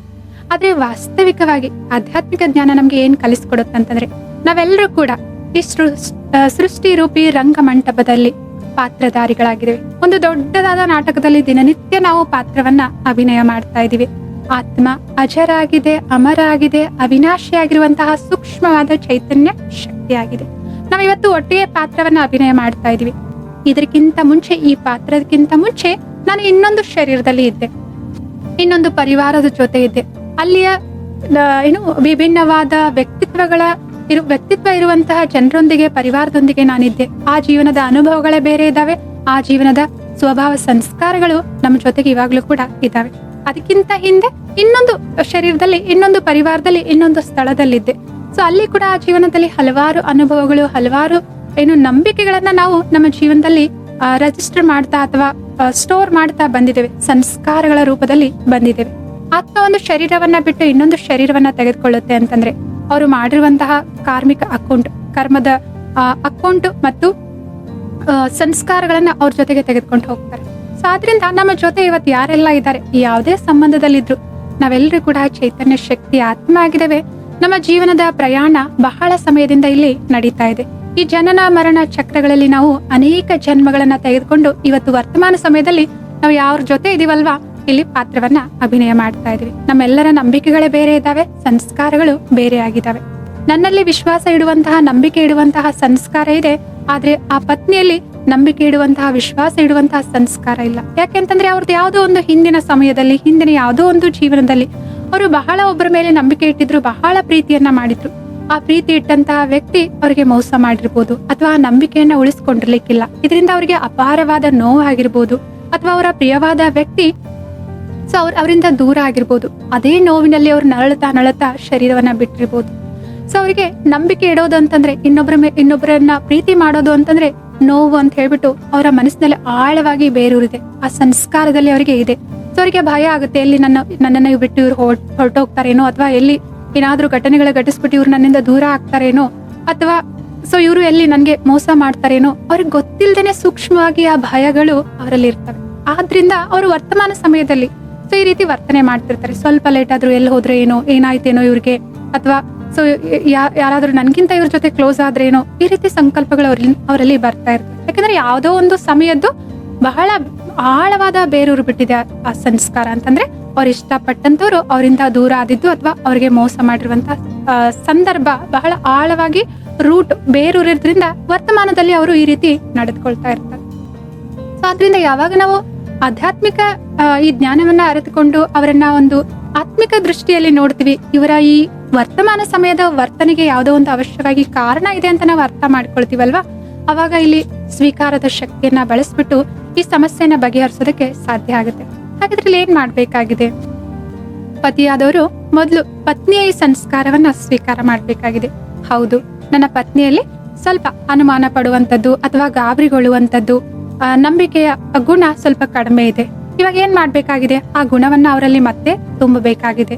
ಸೊ ಆ ಗುಣವನ್ನ, ಯಾಕೆಂತಂದ್ರೆ ಅನುಮಾನ ಪಡೋದು ಸಂಬಂಧಗಳಲ್ಲಿ ಒಳ್ಳೆಯದಲ್ಲ ಅಲ್ವಾ? ನಂಬಿಕೆಯ ಶಕ್ತಿ ಇರ್ಬೇಕು. ಯಾವುದೇ ಸಂಬಂಧದಲ್ಲಿ ನಂಬಿಕೆ, ವಿಶ್ವಾಸ ಅನ್ನೋದು ಇರ್ಬೇಕು. ಅವಾಗ್ಲೇ ಆ ಸಂಬಂಧಗಳು ಸುಮಧುರವಾಗಿರ್ತವೆ ಮತ್ತು ಸಾಮರಸ್ಯದಿಂದ ಕೂಡಿರ್ತವೆ. ಈಗ ಪತ್ನಿಯಲ್ಲಿ ಆ ಗುಣವನ್ನ ತರಬೇಕು ಅಂತಂದ್ರೆ ಪತಿ ಮೊದಲು ಸ್ವೀಕಾರ ಮಾಡ್ಬೇಕಾಗಿದೆ. ಮತ್ತು ಆ ಪತ್ನಿಯ ಬಗ್ಗೆ ಅವ್ರಿಗೇನ್ ಪದೇ ಪದೇ ಹೇಳ್ತಾ ಇದ್ರಲ್ವಾ, ನಿನ್ಗೆ ನನ್ ಮೇಲೆ ವಿಶ್ವಾಸನೇ ಇಲ್ಲ, ನನ್ ಮೇಲೆ ನೀನು ನಂಬಿಕೆ ಅನ್ನೋದೇ ಇಡೋದಿಲ್ಲ ಅಂತ ಹೇಳ್ಬಿಟ್ಟು ಪದೇ ಪದೇ ಅವರ ಬಲಹೀನತೆಯನ್ನ ಅವ್ರಿಗೆ ಎತ್ತಿ ಎತ್ತಿ ಹೇಳ್ತಾ ಇದ್ರಲ್ವಾ, ಅದನ್ನ ನಿಲ್ಲಿಸಬೇಕಾಗಿದೆ. ಮೂರನೇದಾಗಿ, ಪತ್ನಿಯ ಬಗ್ಗೆ ಇನ್ನೊಬ್ರ ಮುಂದೆ ಏನು ದೂರ ಹೇಳ್ತಾ ಇದ್ರಲ್ಲ, ನನ್ನ ಪತ್ನಿಗೆ ನನ್ ಮೇಲೆ ನಂಬಿಕೆನೇ ಇಲ್ಲ, ಯಾವಾಗ ನೋಡಿದ್ರು ಆತಂಕಕ್ಕೊಳಗಾಗ್ತಾರೆ, ಗಾಬರಿ ಈಡಾಗ್ತಾರೆ, ಕಷ್ಟ ಪಡ್ತಾರೆ, ತಾವು ನೋವು ಪಡ್ತಾರೆ, ನನ್ಗೂ ನೋವು ಕೊಡ್ತಾರೆ ಅಂತ ಹೇಳ್ಬಿಟ್ಟು ಈ ರೀತಿ ಕಂಪ್ಲೇಂಟ್ ಏನ್ ಮಾಡ್ತಾ ಇದ್ವಲ್ಲ, ಅದನ್ನ ನಿಲ್ಲಿಸಬೇಕಾಗಿದೆ. ಯಾಕೆ ಅಂತಂದ್ರೆ ಯಾವಾಗ ನಾವು ಇನ್ನೊಬ್ಬರ ಬಲಹೀನತೆ ಬಗ್ಗೆ ಮಾತನಾಡ್ತೇವೆ, ಪದೇ ಪದೇ ಇನ್ನೊಬ್ಬರ ಮುಂದೆ ಹೇಳ್ತೇವೆ, ಅವರು ಕೂಡ ಅದರ ಬಗ್ಗೆ ಯೋಚನೆ ಮಾಡ್ತಾರೆ ಅಂತಂದ್ರೆ ನಮ್ಮೆಲ್ಲರ ನಕಾರಾತ್ಮಕವಾದ ಎನರ್ಜಿ ಏನಾಗುತ್ತೆ ಅವರಿಗೆ ತಲುಪುತ್ತೆ. ಅವ್ರು ಮೊದಲೇ ವೀಕ್ ಆಗಿದ್ದಾರೆ ಆ ಸಂಸ್ಕಾರದಲ್ಲಿ, ನಮ್ಮ ನೆಗೆಟಿವ್ ಎನರ್ಜಿಯಿಂದ ಆ ಸಂಸ್ಕಾರದಲ್ಲಿ ಅವ್ರು ಏನಾಗ್ತಾರೆ, ಇನ್ನು ಗಟ್ಟಿ ಆಗ್ತಾ ಹೋಗ್ತಾರೆ. ಅಂತಂದ್ರೆ ಅವರ ದುರ್ಬಲತೆ ಇನ್ನು ಏನಾಗ್ತದೆ, ಆಳವಾಗ್ತಾ ಹೋಗುತ್ತೆ. ಸೊ ಅದಕ್ಕೋಸ್ಕರ ಏನ್ ಮಾಡ್ಬೇಕಾಗಿದೆ? ಮೊದಲು ಇದ್ದಂತ ಅವರ ಸಂಸ್ಕಾರವನ್ನ ಸ್ವೀಕಾರ ಮಾಡ್ಬೇಕಾಗಿದೆ. ಅವರಿಗೆ ಪದೇ ಪದೇ ಅವರ ದುರ್ಬಲತೆಯನ್ನ ಹೇಳೋದನ್ನ ನಿಲ್ಲಿಸಬೇಕಾಗಿದೆ. ಇನ್ನೊಬ್ಬರ ಮುಂದೆನೂ ಕೂಡ ಅವ್ರ ಬಗ್ಗೆ ಕಂಪ್ಲೇಂಟ್ ಮಾಡೋದನ್ನ ನಿಲ್ಲಿಸಬೇಕಾಗಿದೆ. ಮತ್ತೆ ಏನ್ ಮಾಡ್ಬೇಕಾಗಿದೆ? ಅವ್ರ ಮೇಲೆ ವಿಶ್ವಾಸ ಇಡ್ಬೇಕಾಗಿದೆ. ಅವ್ರು ಖಂಡಿತವಾಗ್ಲೂ ನನ್ನನ್ನ ನಂಬ್ತಾರೆ, ನನ್ನ ಮೇಲೆ ವಿಶ್ವಾಸ ಇಡ್ತಾರೆ. ಈ ನಂಬಿಕೆಯ ವಿಶ್ವಾಸದ ಗುಣ ಅವರಲ್ಲಿ ಜಾಗೃತ ಆಗುತ್ತೆ. ಅವರು ಕಂಪ್ಲೀಟ್ ಆಗಿ ನಾರ್ಮಲ್ ಆಗಿದ್ದಾರೆ. ಸೊ ಇದಕ್ಕೋಸ್ಕರ ನಾನು ಸ್ವಲ್ಪ ನನ್ನಲ್ಲಿ ಪರಿವರ್ತನೆ ಮಾಡ್ಕೊಳ್ಬೇಕಾಗುತ್ತೆ. ಏನೇ ಇದೆ ಅಂತಂದ್ರೆ ಅವ್ರಿಗೆ ಗಾಬರಿ ಆಗುತ್ತಲ್ವಾ, ನಾನು ಕೂಡ ಹೇಳ್ಬೇಕು ಅಂತ ಹೇಳ್ಬಿಟ್ಟು ಎಲ್ಲೇ ಹೋದ್ರೆ ಏನೇ ಮಾಡಿದ್ರು ಸ್ವಲ್ಪ ಅವ್ರಿಗೆ ನಾವು ಇನ್ಫಾರ್ಮ್ ಮಾಡ್ತಾ ಇದ್ವಿ. ಅವರಲ್ಲಿ ಆ ವಿಶ್ವಾಸವನ್ನ ತರಿಸಿದ್ವಿ. ನಾವು ನಿಮ್ ಜೊತೆನೇ ಇದ್ದೇವೆ, ನಿಮ್ಮೊಂದಿಗೆ ಇದ್ದೇವೆ ಅಂತ ಹೇಳ್ಬಿಟ್ಟು ಅವ್ರಿಗೆ ಆ ಪ್ರೀತಿಯಿಂದ ಕಾಳಜಿಯನ್ನ ನಾವು ತೋರಿಸಿದ್ವಿ ಅಂತಂದ್ರೆ ನಮ್ಮ ಈ ಸಕಾರಾತ್ಮಕವಾದ ಸ್ವೀಕಾರದ ಶಕ್ತಿ ಅವರಲ್ಲಿ ಕೂಡ ಆ ನಂಬಿಕೆಯ ವಿಶ್ವಾಸದ ಗುಣವನ್ನ ಮತ್ತೊಮ್ಮೆ ಜಾಗೃತ ಮಾಡುತ್ತೆ. ಈ ರೀತಿ ನಾವು ಸ್ವೀಕಾರ ಮಾಡ್ತಾ ಅವರ ಸಂಸ್ಕಾರವನ್ನ ಪರಿವರ್ತನೆ ಮಾಡ್ಲಿಕ್ಕೆ ಖಂಡಿತ ಸಾಧ್ಯ ಇದೆ. ಮತ್ತು ಮಿತ್ರ ಸಂಬಂಧಿಗಳು ಅಥವಾ ಸ್ನೇಹಿತರಿಂದ ಅಥವಾ ನಮ್ ಜೊತೆ ಕೆಲಸ ಮಾಡೋರಿಂದನೂ ಕೂಡ ದಿನನಿತ್ಯ ಅನೇಕ ನಿರೀಕ್ಷೆಗಳನ್ನ ಇಟ್ಕೊಳ್ತೇವೆ. ಕೆಲವೊಂದ್ಸಲ ನಮ್ ಜೊತೆ ಕೆಲಸ ಮಾಡೋರಿಗೆ ನಾವು ಅನೇಕ ಬಾರಿ ಸಹಾಯ ಮಾಡಿರ್ತೇವೆ. ಕೆಲವೊಂದ್ಸಲ ವೀಕೆಂಡ್ಸ್ ಅಲ್ಲಿ ಕೂಡ ಏನೋ ಒಂದು ಎಮರ್ಜೆನ್ಸಿ ಕೆಲಸ ಇದೆ ಅಂತ ಹೇಳ್ಬಿಟ್ಟು ಸೊ ನಾವು ಕೂಡ ಲಾಗಿನ್ ಆಗ್ಬಿಟ್ಟು ಅವ್ರಿಗೆ ಹೆಲ್ಪ್ ಮಾಡಿರ್ತೇವೆ. ಸೊ ಹೆಲ್ಪ್ ಮಾಡೋದ್ರ ಜೊತೆಗೆ ಅವರಿಂದನೂ ಕೂಡ ಒಂದು ನಿರೀಕ್ಷೆಯನ್ನ ಇಟ್ಕೊಂಡಿರ್ತೇವೆ. ಸೊ ಯಾವುದೋ ಒಂದು ಸಂದರ್ಭದಲ್ಲಿ ನಮಗೂ ಕೂಡ ಒಂದು ಸಮಸ್ಯೆ ಉಂಟಾಯ್ತು, ನನಗನ್ನಿಸ್ತಾ ಇದೆ ಇವ್ರು ಖಂಡಿತ ನನಗೆ ಸಹಾಯ ಮಾಡ್ಲಿಕ್ಕೆ ಸಾಧ್ಯ ಅಂತ ಹೇಳ್ಬಿಟ್ಟು. ಆದ್ರೆ ಆ ಸಂದರ್ಭದಲ್ಲಿ ಅವ್ರು ನನಗೆ ಸಹಾಯ ಮಾಡ್ಲಿಲ್ಲ, ನಿರಾಕರಿಸಿದ್ರು, ಯಾವುದೋ ಒಂದು ಕಾರಣವನ್ನ ಹೇಳಿದ್ರು. ಸೊ ಆಗ ನನಗೆ ಬೇಜಾರಾಯ್ತು. ನಿರಾಶೆ ಆಯ್ತು. ಯಾಕೆಂತಂದ್ರೆ ನಾನು ಇಷ್ಟು ಬಾರಿ ಇವ್ರಿಗೆ ಸಹಾಯ ಮಾಡಿದ್ದೆ, ಇವ್ರು ಖಂಡಿತವಾಗ್ಲೂ ನನಗೆ ಸಹಾಯ ಮಾಡ್ತಾರೆ ಅಂತ ಎಕ್ಸ್ಪೆಕ್ಟ್ ಮಾಡಿದ್ದೆ ನಾನು. ಆದ್ರೆ ಅವ್ರು ಮಾಡ್ಲಿಲ್ಲ ಅಲ್ವಾ, ನನಗೆ ಬೇಜಾರಾಯ್ತು, ನೋವಾಯ್ತು. ನಾನು ಯಾಕೆ ಇಷ್ಟೊಂದು ಬಾರಿ ಇವ್ರಿಗೋಸ್ಕರ ಕಷ್ಟಪಟ್ಟು ಸಹಾಯ ಮಾಡಿದೆ ಅಂತ ನನಗೆ ಅದ್ರ ಬಗ್ಗೆನೂ ಕೂಡ ಕೆಲವೊಂದು ಬಾರಿ ಪಶ್ಚಾತ್ತಾಪನೂ ಕೂಡ ಆಯ್ತು. ನೆಕ್ಸ್ಟ್ ಇದೇ ರೀತಿ ಅವರಿಗೆ ಮತ್ತೆ ಯಾವಾಗ್ಲೂ ಒಂದು ಪ್ರಾಬ್ಲಮ್ ಬರುತ್ತೆ, ಅವಾಗ ಮತ್ತೆ ಅವ್ರು ನಮ್ಮನ್ನ ಕಾಂಟ್ಯಾಕ್ಟ್ ಮಾಡ್ತಾರೆ. ಆ ಸಂದರ್ಭದಲ್ಲಿ ನಾವು ಅವ್ರಿಗೆ ಸಹಾಯ ಮಾಡ್ಲಿಕ್ಕೆ ಸಾಧ್ಯ ಇದೆ. ಆದ್ರೂ ಕೂಡ ಲಾಸ್ಟ್ ಟೈಮ್ ಅವ್ರ ಮೇಲೆ ಇಟ್ಟಿರುವಂತಹ ನಿರೀಕ್ಷೆಯನ್ನು ಅವ್ರು ಉಳಿಸ್ಕೊಳ್ಳಿಲ್ಲ ಅಲ್ವಾ, ನೆರವೇರಿಸಲಿಲ್ಲ ಅಲ್ವಾ, ಆ ಕಾರಣದಿಂದ ನಾನು ಇವತ್ತು ಅವರಿಗೆ ಸಹಾಯ ಮಾಡ್ಲಿಕ್ಕೆ ನಿರಾಕರಿಸ್ತಾ ಇದ್ದೇನೆ, ಸಹಾಯವನ್ನ ಮಾಡೋದಿಲ್ಲ. ಅಂತಂದ್ರೆ ನನ್ನಲ್ಲಿ ಒಂದು ಒಳ್ಳೆಯ ಗುಣ ಇತ್ತು.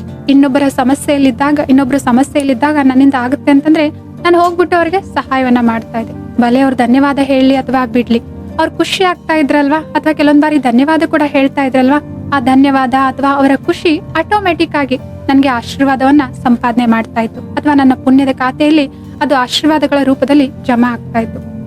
ಈ ರೀತಿ ಇನ್ನೊಬ್ಬರಿಗೆ ಸಹಾಯ ಮಾಡ್ಬಿಟ್ಟು ಆಶೀರ್ವಾದವನ್ನ ಗಳಿಸುವಂತಹ ಒಂದು ಒಳ್ಳೆಯ ಸಂಸ್ಕಾರ ನನ್ನಲ್ಲಿತ್ತು. ಆದ್ರೆ ಈ ನಿರೀಕ್ಷೆಯ ಕಾರಣದಿಂದ ಅಂತ ಕೆಲಸ ಮಾಡೋದನ್ನ ನಾನು ಬಿಟ್ಟು ಬಿಡ್ತೇನೆ. ಮತ್ತು ನಮ್ಮ ಒಬ್ರು ಕ್ಲೋಸ್ ಫ್ರೆಂಡೇ ಆಗಿರ್ಬೋದು, ಅವ್ರಿಗೆ ಅವರ ಬರ್ತ್ಡೇಗೆ ನಾನು ಪ್ರತಿ ವರ್ಷನೂ ಕೂಡ ಕಾಲ್ ಮಾಡ್ಬಿಟ್ಟು ವಿಶ್ ಮಾಡ್ತಾ ಇದ್ದೆ. ನಾನೇ ಮೊದ್ಲಿಗೆ ವಿಶ್ ಮಾಡ್ತಾ ಇದ್ದೆ, ಕೆಲವೊಂದ್ ಬಾರಿ ಭೇಟಿ ಕೂಡ ಆಗ್ತಾ ಇದ್ದೆ, ಆಮೇಲೆ ಒಳ್ಳೆ ಗಿಫ್ಟ್ ಗಳನ್ನು ಕೂಡ ಅವ್ರಿಗೆ ಕೊಡ್ತಾ ಇದ್ದೆ. ಸೊ ಆದ್ರೆ ಅವರಿಂದ ನಾನು ಕೂಡ ನಿರೀಕ್ಷೆ ಇಟ್ಕೊಂಡಿದ್ದೆ. ಆದ್ರೆ ಯಾವುದೋ ಕಾರಣದಿಂದ ಈ ಬಾರಿ ನನ್ಗೆ ಅವರು ವಿಶ್ ಮಾಡ್ಲಿಕ್ಕೆ ಆಗ್ಲಿಲ್ಲ, ಅಥವಾ ನನ್ನನ್ನ ಭೇಟಿ ಕೂಡ ಆಗ್ಲಿಲ್ಲ, ಯಾವುದೇ ಗಿಫ್ಟ್ ಅನ್ನು ಅವರು ಕೊಡ್ಲಿಲ್ಲ. ಆಗ ನಮ್ಗೆ ಬೇಸರ ಆಗುತ್ತೆ. ನಾನು ಇಷ್ಟು ಬಾರಿ ಅವ್ರಿಗೆ ವಿಶ್ ಮಾಡಿದೆ, ಇಷ್ಟು ಒಳ್ಳೆ ಗಿಫ್ಟ್ ಕೊಟ್ಟೆ, ನನ್ನ ಬರ್ತ್ಡೇ ಅವ್ರ ನೆನಪು ಕೂಡ ಇಲ್ಲ, ನಾನು ಅವ್ರಿಗೆ ಪ್ರಾಮುಖ್ಯತೆನೇ ಇಲ್ಲ, ನನ್ನ ಬಗ್ಗೆ ಅವ್ರಿಗೆ ಯಾವ ಬೆಲೆನೂ ಇಲ್ಲ, ರೆಸ್ಪೆಕ್ಟ್ ಕೂಡ ಇಲ್ಲ ಅಂತ ಹೇಳ್ಬಿಟ್ಟು ಬೇಸರಗೊಳ್ತೇವೆ. ಈ ಬೇಸರಕ್ಕೆ ಅವ್ರು ವಿಶ್ ಮಾಡಿಲ್ಲ ಅನ್ನೋದಕ್ಕಿಂತ ಅವ್ರ ಮೇಲೆ ನನಗೆ ನಿರೀಕ್ಷೆ ಇತ್ತಲ್ವಾ, ಅವ್ರು ಮಾಡ್ತಾರೆ ಅಂತ ಹೇಳ್ಬಿಟ್ಟು ಆ ನಿರೀಕ್ಷೆಯಿಂದನೇ ನಮ್ಗೆ ಬೇಸರ ಉಂಟಾಗ್ತಾ ಇದೆ, ನೋವು ಉಂಟಾಗ್ತಾ ಇದೆ. ನೆಕ್ಸ್ಟ್ ಬಾರಿ ಅವ್ರ ಬರ್ತ್ಡೇ ಬಂದಾಗ ನಮ್ಗೆ ನೆನಪಿದೆ, ನಾನು ವಿಶ್ ಕೂಡ ಮಾಡ್ಬೋದು ಅಥವಾ ಅವ್ರನ್ನ ಭೇಟಿ ಕೂಡ ಆಗ್ಬೋದು, ಆದ್ರೂ ಕೂಡ ನಾನು ಆಗೋದಿಲ್ಲ. ಯಾಕೆಂತಂದ್ರೆ ಲಾಸ್ಟ್ ಬಾರಿ ಅವ್ರು ನನಗೆ ವಿಶ್ ಮಾಡಿಲ್ಲ ಅಲ್ವಾ ಅಂತ ಹೇಳ್ಬಿಟ್ಟು. ಅಂತಂದ್ರೆ ನನ್ನಲ್ಲಿ ಒಂದು ಒಳ್ಳೆ ಸ್ವಭಾವ ಇತ್ತು. ಇನ್ನೊಬ್ಬರ ಹುಟ್ಟಿದ ದಿನದಂದು ಅವರಿಗೆ ವಿಶೇಷವಾಗಿ ವಿಶ್ ಮಾಡ್ಬಿಟ್ಟು ಅವ್ರ ಖುಷಿಯಲ್ಲಿ ಭಾಗಿಯಾಗುವಂತಹ ಅಥವಾ ಅವರಿಗೆ ಒಳ್ಳೆಯದನ್ನ ಹಾರೈಸುವಂತಹ ಒಳ್ಳೆಯ ಸ್ವಭಾವ ಇತ್ತು, ನನ್ನಲ್ಲಿ ಸಂಸ್ಕಾರ ಇತ್ತು. ಆದ್ರೆ ಈ ನಿರೀಕ್ಷೆಯ ಕಾರಣ ಅದನ್ನ ನಾನು ಬಿಡ್ತಾ ಹೋದೆ. ಸೊ ಅಂತಂದ್ರೆ ಈ ನಿರೀಕ್ಷೆಗಳು ನಮ್ಮ ಒಳ್ಳೆಯ ಗುಣಗಳನ್ನ ನಾವು ಬಿಡ್ತಾ ಹೋಗ್ತೀವಿ, ನಮ್ಮಿಂದ ಒಳ್ಳೆಯ ಗುಣಗಳು ದೂರ ಆಗ್ತಾ ಹೋಗ್ತವೆ. ನಿರೀಕ್ಷೆಗಳು ಇತ್ತು ಅಂತಂದ್ರೆ, ಮತ್ತು ಈ ನಿರೀಕ್ಷೆಗಳು ಇದ್ವು ಅಂತಂದ್ರೆ ಅವ್ರು ಇದು ಮಾಡ್ಲಿಲ್ಲ, ಇವ್ರು ನನಗೆ ವಿಶ್ ಮಾಡ್ಬೇಕಾಗಿತ್ತು, ಇವ್ರು ನನಗೆ ಇಂಥ ಗಿಫ್ಟ್ ಕೊಡ್ಬೇಕಾಗಿತ್ತು, ಅಥವಾ ಇವ್ರು ಈ ರೀತಿ ಮಾಡ್ತಾರೆ ಅಂತ ನಾನು ಅಂದ್ಕೊಂಡಿರ್ಲಿಲ್ಲ, ಇವ್ರು ಈ ರೀತಿ ಇರ್ತಾರೆ, ಇವ್ರು ಈ ಬಾರಿ ನನ್ನ ಮಾತು ಕೇಳ್ತಾರೆ ಅಂತ ಅಂದ್ಕೊಂಡಿದ್ದೆ. ಈ ರೀತಿ ಹಲವಾರು ಜನರಿಂದ ನಿರೀಕ್ಷೆಗಳನ್ನ ಇಟ್ಕೊಳ್ತೀವಲ್ವಾ, ಅದು ಬೇಕಾಗಿತ್ತು, ಇದು ಆಗ್ಬೇಕಾಗಿತ್ತು ಅಂತ ಹೇಳ್ಬಿಟ್ಟು. ಯಾವ್ದಿದೆಯೋ ಅದ್ರ ಕಡೆ ನಮ್ ಗಮನ ಇರೋದಿಲ್ಲ, ಯಾವ್ದಿಲ್ವಲ್ಲ, ಯಾವ್ದು ಆಗಿಲ್ವಲ್ಲ, ಯಾವ್ದು ಸಿಕ್ಕಿಲ್ವಲ್ಲ ಅದ್ರ ಬಗ್ಗೆನೆ ನಮ್ಗೆ ಗಮನ ಪದೇ ಹೋಗ್ತಿರುತ್ತೆ. ಇದರಿಂದ ಏನ್ ನಮ್ ಜೀವನದಲ್ಲಿ ಇದೆ ಅದ್ರ ಬಗ್ಗೆ ಗಮನ ಕಡಿಮೆ ಇರೋ ಕಾರಣ ಒಂದು ಕೃತಜ್ಞತೆಯ ಭಾವನೆ, ಒಂದು ಧನ್ಯವಾದ ಭಾವನೆ ಏನಿರ್ಬೇಕಾಗಿತ್ತಲ್ವಾ ಅದು ಇರೋದಿಲ್ಲ. ನಿರೀಕ್ಷೆಗಳು ಜಾಸ್ತಿ ಆದಷ್ಟು ಕೃತಜ್ಞತೆಯ ಭಾವನೆ ನಮ್ಮ ಜೀವನದಲ್ಲಿ ಕಡಿಮೆ ಆಗ್ತಾ ಹೋಗುತ್ತೆ.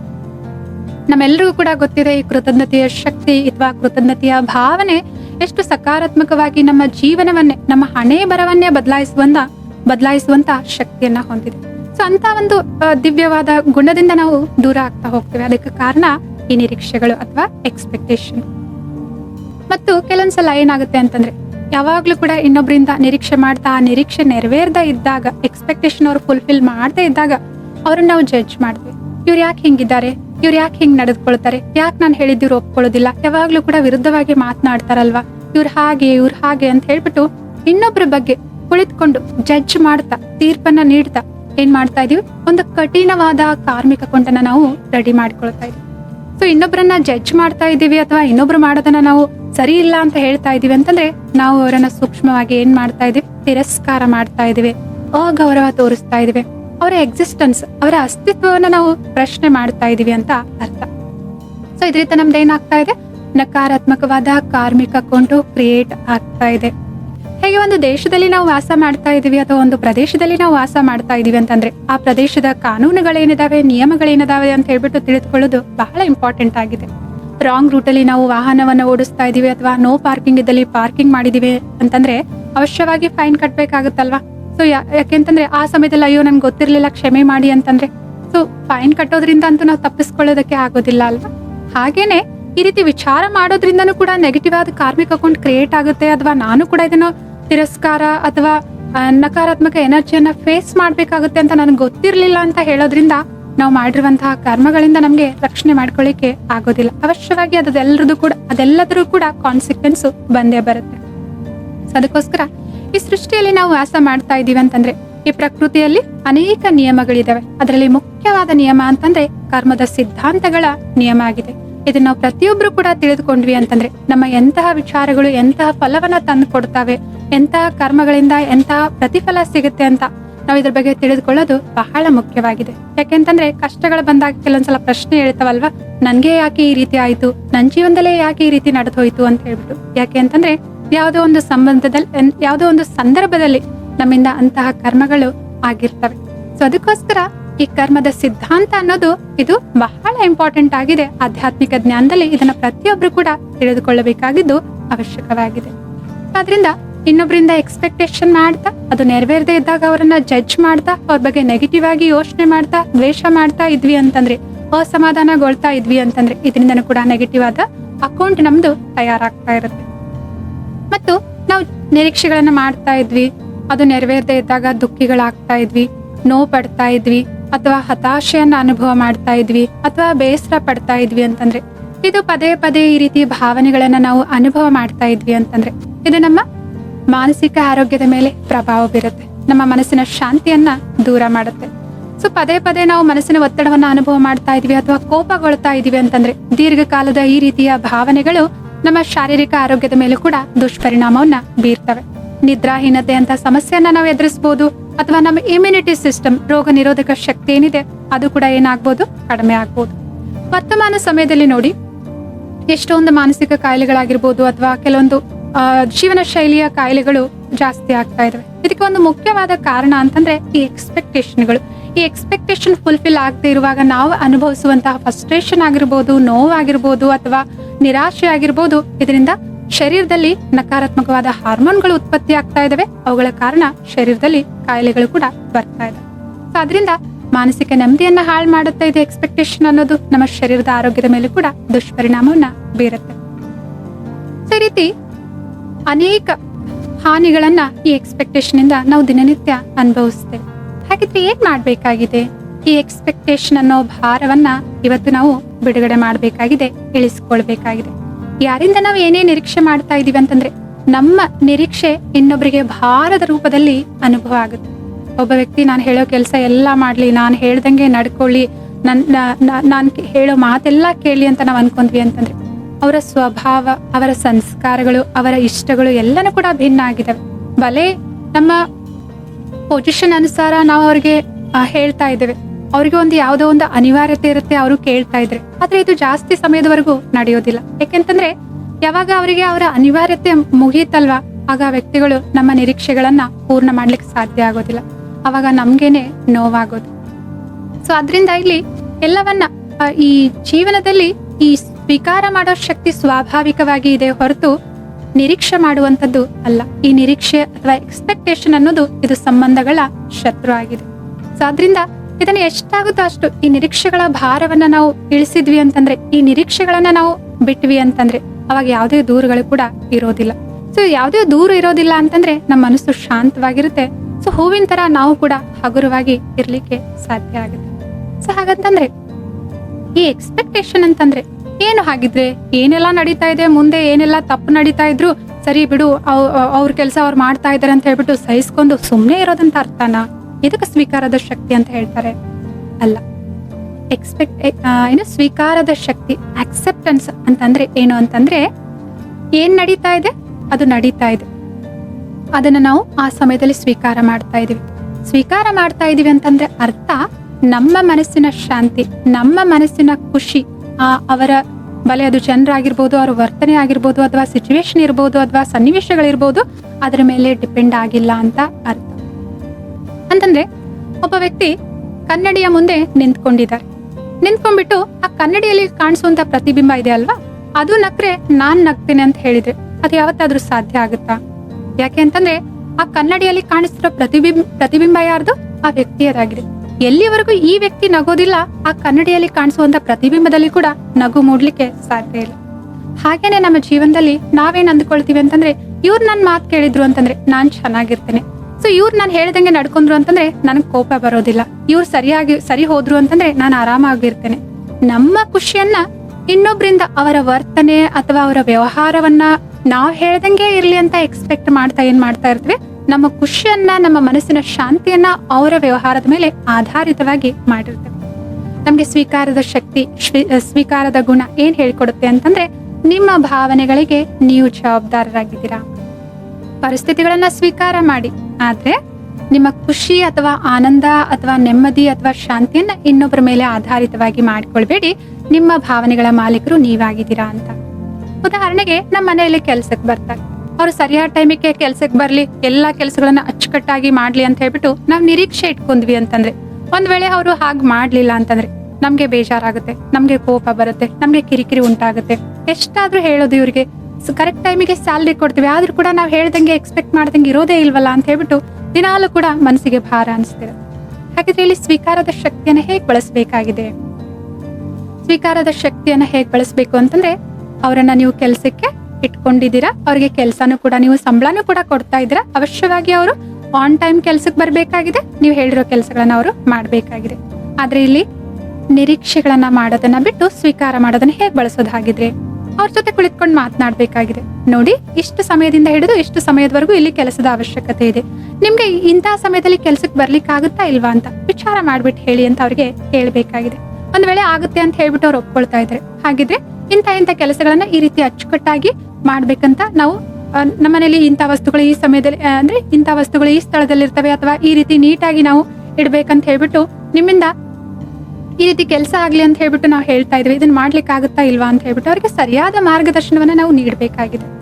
ಸೊ ನಾವ್ ಹೇಳಿದ ಮೇಲೂ ಕೂಡ ಅವ್ರು ಸರಿಯಾಗಿ ಮಾಡ್ಲಿಲ್ಲ, ಅಲ್ಲಿಂದ ಅಲ್ಲೇ ಬಿಡೋದು ಕಸಗಳನ್ನ ಅಥವಾ ವಸ್ತುಗಳನ್ನ ಇನ್ನೊಂದು ಯಾವ್ದೋ ಸ್ಥಳದಲ್ಲಿ ಇಡೋದು, ಅಥವಾ ಮತ್ತೆ ಲೇಟ್ ಆಗಿ ಬರೋದು ಮಾಡ್ತಾ ಇದ್ದಾರೆ ಅಂತಂದ್ರೆ, ಸೊ ಅವಾಗ್ಲೂ ಕೂಡ 1 ಬಾರಿ 2 ಬಾರಿ ಅವರಿಗೆ ಸಮಾಧಾನವಾಗಿ ಕುಳಿತುಕೊಂಡು ತಿಳಿಸ್ಬೇಕಾಗಿದೆ, ಅರ್ಥ ಮಾಡಿಸ್ಬೇಕಾಗಿದೆ. ಅವ್ರು ಮಾಡ್ತಾ ಇಲ್ಲ ಅಂತಂದ್ರೆ ನಾವು ನೆಕ್ಸ್ಟ್ ಕ್ರಮಗಳನ್ನ ಕೈಗೊಳ್ಬೇಕಾಗಿದೆ. ಅವ್ರಿಗೆ ಆಗ್ಲೂ ಕೂಡ ಹೇಳ್ಬೇಕಾಗಿದೆ, ಸೊ ನಾನು 2 ಬಾರಿ ನಿಮ್ಗೆ ಹೇಳ್ತೆ, ಆದ್ರೂ ನೀವು ನನ್ನ ಮಾತನ್ನ ಕೇಳಲಿಲ್ಲ, ಅದಕ್ಕೆ ನಾವು ಬೇರೆದವರನ್ನ ನೋಡ್ಕೊಳ್ತೇವೆ, ಈ ತಿಂಗಳು ನೀವು ಬಂದಿದ್ದು ಸಾಕು ಅಂತ ಹೇಳ್ಬಿಟ್ಟು ಗೌರವಾನ್ವಿತವಾಗಿನ ಶಾಂತವಾಗಿನೇ ಅವ್ರ ಜೊತೆ ಮಾತಾಡ್ಬಿಟ್ಟು ಆ ಸಮಸ್ಯೆಯನ್ನ ಬಗೆಹರಿಸಬೇಕಾಗಿದೆ. ಇಲ್ಲ ಅಂತಂದ್ರೆ ಅವ್ರು ಪ್ರತಿ ಬಾರಿ ಲೇಟ್ ಆಗಿ ಬಂದಾಗ್ಲೂ ಕೂಡ ಕೋಪ ಮಾಡ್ಕೊಳ್ಳೋದು, ಜೋರಾಗಿ ಕೂಗಾಡೋದು ಅಥವಾ ಮಾತನಾಡೋದು, ಇದರಿಂದ ನಿಮ್ಮ ಮನಸ್ಸಿನ ಶಾಂತಿನೂ ಹಾಳಾಗುತ್ತೆ, ಮತ್ತು ಅವರು ಕೂಡ ಏನ್ ಮಾಡ್ತಾರೆ, ನಿಮ್ ಬಗ್ಗೆ ನೆಗೆಟಿವ್ ಆಗಿ ಯೋಚನೆ ಮಾಡ್ಲಿಕ್ಕೆ ಪ್ರಾರಂಭ ಮಾಡ್ತಾರೆ. ಸೊ ಆದ್ರಿಂದ ಇಲ್ಲಿ ನಮ್ಗೆ ಏನ್ ಮಾಡಿಸ್ಬೇಕಾಗಿದೆ, ಕೆಲಸ ಅವಶ್ಯವಾಗಿ ಮಾಡಿಸ್ಬೇಕಾಗಿದೆ, ಅವರ ಜವಾಬ್ದಾರಿಯನ್ನ ಅವರಿಗೆ ಅರಿವು ಮಾಡಿಸ್ಬೇಕಾಗಿದೆ. ಆದ್ರೆ ನಾವು ಇಲ್ಲಿ ಡಿಸ್ಟರ್ಬ್ ಆಗದೆ ಶಾಂತವಾಗಿದ್ದು, ಸ್ಥಿರವಾಗಿದ್ದು, ಸಮಾಧಾನವಾಗಿ, ದೃಢವಾಗಿ ಮಾತನಾಡ್ಬೇಕಾಗಿದೆ. ಸೊ ಸ್ವೀಕಾರದ ಶಕ್ತಿಯನ್ನ ನಾವು ಎಷ್ಟು ಬಳಸ್ತೀವಲ್ವಾ ಅಷ್ಟು ಸ್ಥಿರವಾಗಿರ್ತೀವಿ. ನಾವ್ ಎಷ್ಟು ಸ್ಥಿರವಾಗಿರ್ತೀವಲ್ವಾ ಅಷ್ಟು ಮನಸ್ಸು ಹಗುರವಾಗಿರುತ್ತೆ, ಅಷ್ಟು ಮನಸ್ಸು ಶಾಂತವಾಗಿರುತ್ತೆ. ನಾವೆಷ್ಟು ಸ್ಥಿರವಾಗಿ ಹಗುರವಾಗಿ ಎಲ್ಲಾ ಪರಿಸ್ಥಿತಿಗಳನ್ನ ನಿಭಾಯಿಸ್ತಾ ಇರ್ತೀವಲ್ವಾ ಅಷ್ಟು ನಮ್ಮ ಮಾನಸಿಕ ಆರೋಗ್ಯ, ಶಾರೀರಿಕ ಆರೋಗ್ಯ ಚೆನ್ನಾಗಿರ್ತವೆ, ಮತ್ತು ಅಷ್ಟು ನಮ್ಮ ಸಂಬಂಧಗಳು ಕೂಡ ಗಟ್ಟಿಗೊಳ್ತಾ ಹೋಗ್ತವೆ. ಎಷ್ಟೋ ಬಾರಿ ಸಂಬಂಧಗಳಲ್ಲಿ ಜಗಳ ಕದನ ಏನಕ್ಕಂತಂದ್ರೆ, ಇನ್ನೊಬ್ರಿಂದ ನಿರೀಕ್ಷೆಗಳು, ನಾನು ಹೇಳಿದ ರೀತಿ ಮಾಡು, ನಾನು ಹೇಳಿದ ಸಮಯಕ್ಕೆ ಇಲ್ಲಿ ಬರ್ಬೇಕು, ಅಥವಾ ನೀನ್ ಈ ರೀತಿ, ನಾನು ನಿನ್ನನ್ನು ತುಂಬಾ ಪ್ರೀತಿ ಮಾಡ್ತೀನಲ್ವಾ, ಇಷ್ಟು ನನ್ಗೋಸ್ಕರ ಮಾಡ್ಲಿಕ್ಕೆ ಆಗೋದಿಲ್ವಾ ಅಂತ ಹೇಳ್ಬಿಟ್ಟು ಪ್ರೀತಿಯನ್ನ ಇವ್ರು ನಿರೀಕ್ಷೆ ಮೂಲಕ ಏನ್ ಮಾಡ್ತಾ ಇರ್ತಾರೆ, ಹೋಲಿಕೆ ಮಾಡ್ತಾ ಇರ್ತಾರೆ. ಇದರಿಂದ ಕಿರಿಕಿರಿ ಉಂಟಾಗೋದು ಅಥವಾ ಚಿಕ್ಕ ಪುಟ್ಟ ಜಗಳ ಕದನಗಳಿಗೆ ಈ ಎಕ್ಸ್ಪೆಕ್ಟೇಷನ್ ಅನ್ನೋದು ಕಾರಣ ಆಗುತ್ತೆ. ಸೊ ಆದ್ರಿಂದ ಈ ಎಕ್ಸ್ಪೆಕ್ಟೇಷನ್ ಅನ್ನ ಇವತ್ತು ನಾವು ಬಿಡುಗಡೆ ಮಾಡೋಣ. ಸ್ವೀಕಾರದ ಶಕ್ತಿಯನ್ನ ಧಾರಣೆ ಮಾಡ್ಕೊಳ್ಳೋಣ. ಸ್ವೀಕಾರದ ಶಕ್ತಿ ಅಂತಂದ್ರೆ ನಮ್ಮ ಮನಸ್ಸಿನ, ನಮ್ಮ ಭಾವನೆಯ ರಿಮೋಟ್ ಕಂಟ್ರೋಲ್ ಅನ್ನ ನಮ್ ಕೈಗೇನೆ ತೆಗೆದುಕೊಳ್ಳೋದು ಅಂತ ಅರ್ಥ. ಸೊ ಪ್ರತಿಯೊಂದು ಭಾವನೆ ನಮ್ಮ ಒಳಗಡೆ, ನಮ್ಮ ಸಂಕಲ್ಪದಿಂದ ಪ್ರಾರಂಭ ಆಗುತ್ತೆ. ಒಬ್ಬ ವ್ಯಕ್ತಿ ಈ ಹೊರಗಡೆ ಬೀದಿ ಲೈಟ್ ಕೆಳಗಡೆ ಏನೋ ಹುಡುಕ್ತಾ ಇರ್ತಾರೆ, ಇನ್ನೊಬ್ಬ ಅಲ್ಲಿ ದಾರಿಯಲ್ಲಿ ಹೋಗುವಂತವ್ರು ಯಾರೋ ಏನೋ ಹುಡುಕ್ತಾ ಇದಾರೆ ಅಂತ ಹೋಗ್ಬಿಟ್ಟು ಕೇಳ್ತಾರೆ, ಏನ್ ಕಳೆದುಕೊಂಡಿದ್ದೀರಾ ಅಂತ ಹೇಳ್ಬಿಟ್ಟು. ಆ ವ್ಯಕ್ತಿ ಹೇಳ್ತಾರೆ, ನನ್ ಮನೆ ಬೀಗದ ಕೈಯನ್ನ ನಾನು ಕಳೆದುಕೊಂಡಿದ್ದೀನಿ, ಅದಕ್ಕೆ ಹುಡುಕ್ತಾ ಇದ್ದೇನೆ ಅಂತ ಹೇಳ್ಬಿಟ್ಟು. ಓ ಹೌದಾ ಅಂತ ಹೇಳ್ಬಿಟ್ಟು ಸರಿ ಹೆಲ್ಪ್ ಮಾಡೋಣ ಅಂತ ಆ ಕಂಬದ ಕೆಳಗಡೆ ಎಲ್ಲಾ ಕಡೆ ಹುಡುಕ್ತಾರೆ, ಆದ್ರೆ ಎಲ್ಲಿ ಕೂಡ ಸಿಗೋದಿಲ್ಲ. ಆಗ ಇನ್ನೊಬ್ಬ ವ್ಯಕ್ತಿ ಕೇಳ್ತಾರೆ, ನಿಮ್ಗೆ ನೆನ್ಪಿದೆಯಾ ನೀವು ನಿಮ್ಮ ಮನೆ ಬೀಗದ ಕೈಯನ್ನ ಇಲ್ಲೇ ಕಳೆದುಕೊಂಡಿದ್ದೀರಾ ಅಂತ ಹೇಳ್ಬಿಟ್ಟು. ಆ ವ್ಯಕ್ತಿ ಹೇಳ್ತಾರೆ, ಇಲ್ಲ, ನಮ್ಮ ಮನೆಯಲ್ಲಿ ಒಂದು ಕತ್ತಲೆ ರೂಮ್ ಇದೆ, ಅಲ್ಲಿ ಕಳೆದುಕೊಂಡಿದ್ದು ನಾನು, ಆದ್ರೆ ಅಲ್ಲಿ ಬೆಳಕಿಲ್ಲ ಅಲ್ವಾ, ಅದಕ್ಕೆ ಇಲ್ಲಿ ಬಂದ್ಬಿಟ್ಟು ಹುಡುಕ್ತಾ ಇದ್ದೇನೆ ಅಂತ. ಏನಾದ್ರೂ ಇಲ್ಲಿ ಲಾಜಿಕ್ ಇದೆಯಾ? ಬೀಗದ ಕೈ ಮನೆಯ ಕತ್ತಲ ರೂಮಿನಲ್ಲಿ ಕಳೆದುಕೊಂಡಿದ್ದಾರೆ, ಕತ್ತಲೆಯ ರೂಮ್ ನಲ್ಲಿ, ಆದ್ರೆ ಬಂದ್ಬಿಟ್ಟು ಇಲ್ಲಿ ಬೀದಿ ಲೈಟ್ ಕೆಳಗಡೆ ಲೈಟ್ ಇದೆಯಲ್ಲ ಅಂತ ಹೇಳ್ಬಿಟ್ಟು ಹುಡುಕ್ತಾ ಇದ್ದಾರೆ. ಹಾಗೇನೆ ಏನಾಗುತ್ತೆ ಅಂದ್ರೆ, ನಮ್ಮ ಮನಸ್ಸಿಗೆ ಬೇಜಾರಾಗಿದೆ, ನಮ್ಮ ಮನಸ್ಸಿಗೆ ನೋವಾಗಿದೆ, ಸೊ ನಮ್ಗೆ ಕಷ್ಟ ಆಗ್ತಾ ಇದೆ. ಅದನ್ನ ಏನ್ ಮಾಡ್ತಾ ಇದೀವಿ ನಾವು, ಇನ್ನೊಬ್ಬರ ವರ್ತನೆಯಲ್ಲಿ ಇವ್ರು ಸರಿ ಹೋದ್ರೆ ನಾನ್ ಖುಷಿ ಆಗ್ತೇನೆ, ಇವ್ರನ್ನ ಬಂದು ನನ್ಗೆ ಕ್ಷಮೆ ಕೇಳಿದ್ರು ಅಂತಂದ್ರೆ ನನ್ ಮನಸ್ಸು ಹಗುರ ಆಗುತ್ತೆ. ನಮ್ಮ ಖುಷಿ ನಮ್ಮ ಮನಸ್ಸಿನಲ್ಲಿ ಒಳಗಡೆನೆ ಇದೆ. ನಮ್ಮ ನೆಮ್ಮದಿ ನಾವು ಅದನ್ನ ಕಂಡ್ಕೊಳ್ಬೇಕಾಗಿದೆ. ಅದನ್ನ ಇನ್ನೊಬ್ಬರ ವ್ಯವಹಾರದಲ್ಲಿ, ಇನ್ನೊಬ್ಬರ ಮಾತಿನಲ್ಲಿ, ಇನ್ನೊಬ್ಬರ ಕ್ಷಮೆಯಲ್ಲಿ ನಾವು ಹುಡುಕ್ತಾ ಹೋಗ್ತಾ ಇದ್ವಿ. ಆ ರೀತಿ ಏನಾದ್ರೂ ಆಗ್ತಾ ಇದ್ರು ಕೂಡ ಅದು ಬಹಳ ಕ್ಷಣಿಕವಾಗಿದೆ. ಯಾಕೆಂದ್ರೆ ನಾವು ಯಾವ ರೀತಿಯ ಸಂಕಲ್ಪಗಳನ್ನ ಮಾಡ್ತೇವೆ ಅದೇ ರೀತಿಯ ಭಾವನೆಗಳನ್ನ ಅನುಭವ ಮಾಡ್ತೇವೆ. ಸೊ ಕಳೆದು ಹೋದದ್ದು ಅಥವಾ ಕಹಿ ಘಟನೆಗಳನ್ನ ನೆನಪು ಮಾಡ್ಕೊಳ್ತಾ ಇದ್ದೀನಿ, ಅದ್ರ ಬಗ್ಗೆ ಯೋಚನೆ ಮಾಡ್ತಾ ಇದ್ದೀನಿ ಅಂತಂದ್ರೆ ನನಗೆ ಅವಶ್ಯವಾಗಿ ದುಃಖದ ಅನುಭವ ಆಗುತ್ತೆ. ನನ್ನ ಜೀವನದಲ್ಲಿ ಏನೆಲ್ಲ ಪ್ರಾಪ್ತಿಗಳನ್ನ ಪಡೆದಿದ್ದೀನಿ, ಏನೆಲ್ಲ ಸುಖ ಸೌಕರ್ಯಗಳನ್ನ ಪಡೆದಿದ್ದೀನಿ, ಅದನ್ನೆಲ್ಲ ನೆನಪು ಮಾಡ್ಕೊಂಡು ನಾನು ಯೋಚನೆ ಮಾಡ್ತಾ ಇದ್ದೀನಿ ಅಂತಂದ್ರೆ ಒಂದು ಧನ್ಯವಾದದ ಭಾವನೆಯನ್ನ ನಾನು ಅನುಭವ ಮಾಡ್ತೇನೆ. ಅಥವಾ ನನ್ನ ಜೀವನದಲ್ಲಿ ಇರುವಂತಹ ಖುಷಿಯ ಕ್ಷಣಗಳನ್ನ, ಒಳ್ಳೆಯ ಸುಂದರ ಸಂಬಂಧಗಳನ್ನ ನಾನು ಯೋಚನೆ ಮಾಡ್ತಾ ಇದ್ದೀನಿ ಅದ್ರ ಬಗ್ಗೆ ಅಂತಂದ್ರೆ ಸಂತೋಷದ ಅಥವಾ ಆನಂದದ ಅನುಭವನ ಮಾಡ್ತೇನೆ. ಅದೇ ರೀತಿ ಯಾವ ರೀತಿಯ ಸಂಕಲ್ಪ ನಾನು ಮಾಡ್ತಾ ಇದ್ದೀನಿ ಅದೇ ರೀತಿಯ ಭಾವನೆಗಳನ್ನ ನಾವು ಅನುಭವ ಮಾಡ್ತೀವಿ. ನಮ್ಮ ಖುಷಿಯ, ನಮ್ಮ ಆನಂದದ, ನಮ್ಮ ಶಾಂತಿಯ ಈ ಭಾವನೆಗಳ ಸೃಷ್ಟಿಕರ್ತರು ನಾವೇ ಆಗಿದೆ. ಸೊ ಅದಕ್ಕೋಸ್ಕರ ನಮ್ಮ ಮನಸ್ಸಿನ ರಿಮೋಟ್ ಕಂಟ್ರೋಲ್ ಅನ್ನ ನಮ್ಮ ಕೈಗೆ ನಾವು ತೆಗೆದುಕೊಂಡ್ವಿ ಅಂತಂದ್ರೆ ಇನ್ನೊಬ್ಬರ ವರ್ತನೆಗಳು, ಇನ್ನೊಬ್ಬರ ವ್ಯವಹಾರ ನಮ್ಮ ಮೇಲೆ ಏನು ಜಾಸ್ತಿ ಪ್ರಭಾವ ಬೀರ್ಲಿಕ್ಕೆ ಸಾಧ್ಯ ಆಗೋದಿಲ್ಲ. ಸೊ ಈ ನಿರೀಕ್ಷೆ ಅನ್ನೋದು ಇದು ಭಾರ ಆಗಿದೆ. ಇದು ನಮ್ಮಿಂದ ನಾವು ಕೂಡ ಇನ್ನೊಬ್ಬರ ನಿರೀಕ್ಷೆನ ಯಾವಾಗ್ಲೂ ಕೂಡ ಪೂರ್ಣ ಮಾಡ್ಲಿಕ್ಕೆ ಸಾಧ್ಯ ಆಗೋದಿಲ್ಲ. ಸೊ ಇನ್ನೊಬ್ರು ನಮ್ಮಿಂದ ಹಲವಾರು ರೀತಿಯಲ್ಲಿ ನಿರೀಕ್ಷೆಗಳನ್ನ ಮಾಡ್ತಾರೆ. ನಾವೇ ಯೋಚನೆ ಮಾಡ್ತೀವಲ್ವಾ, ಯಾವಾಗ್ಲೂ ಕೂಡ ಎಲ್ಲರ ನಿರೀಕ್ಷೆಗಳನ್ನ ನಮ್ಗೆ ಪೂರ್ಣ ಮಾಡ್ಲಿಕ್ಕೆ ಸಾಧ್ಯ ಆಗಿದೆಯಾ, ಆ ರೀತಿ ನಾವು ಮಾಡ್ತೀವಿ ಅಂತ ಹೇಳ್ಬಿಟ್ಟು ದೃಢ ನಿರ್ಣಯ ಮಾಡಿದ್ರು ಕೂಡ ಸಾಧ್ಯ ಆಗೋದಿಲ್ಲ. ಯಾಕಂದ್ರೆ ಇನ್ನೊಬ್ರು ನಮ್ಮ ಮುಂದೆ ಇರೋರು ನಮ್ಮಿಂದ ಯಾವ ರೀತಿ ನಿರೀಕ್ಷೆಗಳನ್ನ ಇಟ್ಕೊಂಡಿದ್ದಾರೆ ಅಂತ ನಮ್ಗೆ ಐಡಿಯಾ ಕೂಡ ಇರೋದಿಲ್ಲ. ಅದು ನಮ್ಮ ಸಾಮರ್ಥ್ಯಕ್ಕಿಂತ ಹೆಚ್ಚಿಗೆ ಇರ್ಬೋದು. ಯಾವಾಗ್ಲೂ ಕೂಡ ಏನ್ ನೆನ್ಪಿಡ್ಬೇಕಾಗಿದೆ ಅಂತಂದ್ರೆ ನಾವ್ ಏನ್ ಮಾಡ್ತಾ ಇದೀವಲ್ವಾ ಅದು ನಮ್ಮ ಸಾಮರ್ಥ್ಯದ ಅನುಸಾರವಾಗಿ ಮಾಡ್ತಾ ಇದ್ವಿ, ಅದು ನಮ್ಮ ಸಂಸ್ಕಾರಗಳ ಅನುಸಾರವಾಗಿ ಮಾಡ್ತಾ ಇದ್ವಿ. ನನ್ಗೆ ನಮ್ಮ ಮನೆಗೆ ಯಾರಾದ್ರೂ ಬಂದ್ರೆ ಸೊ ಅವ್ರಿಗೆ ಒಳ್ಳೆ ರೀತಿ ಅತಿಥಿ ಸತ್ಕಾರ ಮಾಡುವಂಥದ್ದು ನನ್ನ ಒಳ್ಳೆಯ ಸಂಸ್ಕಾರ. ಅದು ಅವರನ್ನ ನೋಡ್ಕೊಳ್ಳುವಂಥದ್ದು ಅಥವಾ ಹತ್ತಿರದ ಸ್ಥಳಗಳನ್ನ ಅವ್ರಿಗೆ ತೋರಿಸೋದ್ರಲ್ಲಿ ನನಗೆ ಖುಷಿ ಆಗುತ್ತೆ, ಅಥವಾ ಅವ್ರ ಜೊತೆ ಟೈಮ್ ಸ್ಪೆಂಡ್ ಮಾಡೋದ್ರಲ್ಲಿ ನನಗೆ ಖುಷಿ ಆಗುತ್ತೆ. ಇದು ನನ್ನ ಸಾಮರ್ಥ್ಯದ ಅನುಸಾರ ನಾನು ಮಾಡ್ತಾ ಇದ್ದೇನೆ, ನನ್ನ ಒಳ್ಳೆಯ ಸಂಸ್ಕಾರದ ಅನುಸಾರ ಮಾಡ್ತಾ ಇದ್ದೇನೆ. ಇದನ್ನೇ ನಾನು ಇನ್ನೊಬ್ಬರಲ್ಲಿ ನಿರೀಕ್ಷೆ ಮಾಡಿದೆ ಅಂತಂದ್ರೆ ಮೋಸ್ಟ್ಲಿ ಈ ಸಂಸ್ಕಾರ ಅವರಲ್ಲಿ ಇಲ್ಲದೆ ಇರ್ಬೋದು, ಅಥವಾ ಈ ಸ್ವಭಾವ ಅಥವಾ ಈ ಗುಣ ಅಥವಾ ಇಷ್ಟೊಂದು ವಿಶಾಲ ಹೃದಯ ಅವರಲ್ಲಿ ಇಲ್ಲದೆ ಇರ್ಬೋದು ಅಲ್ವಾ. ಅದಕ್ಕೋಸ್ಕರ ನಾವೇನೆಲ್ಲ ಮಾಡ್ತೀವಿ ಇದು ನಮ್ಮ ಸಾಮರ್ಥ್ಯದ ಅನುಸಾರ ಮಾಡ್ತಾ ಇದೀವಿ, ನಮ್ಮ ಸಂಸ್ಕಾರದ ಅನುಸಾರ ಮಾಡ್ತಾ ಇದೀವಿ. ಇನ್ನೊಬ್ಬರಲ್ಲಿ ಆ ಸಮಯದಲ್ಲಿ ಆ ಸಂಸ್ಕಾರ ಇದೆಯೋ ಅಥವಾ ಇಲ್ವೋ ನಮ್ಗೆ ಗೊತ್ತಿರೋದಿಲ್ಲ.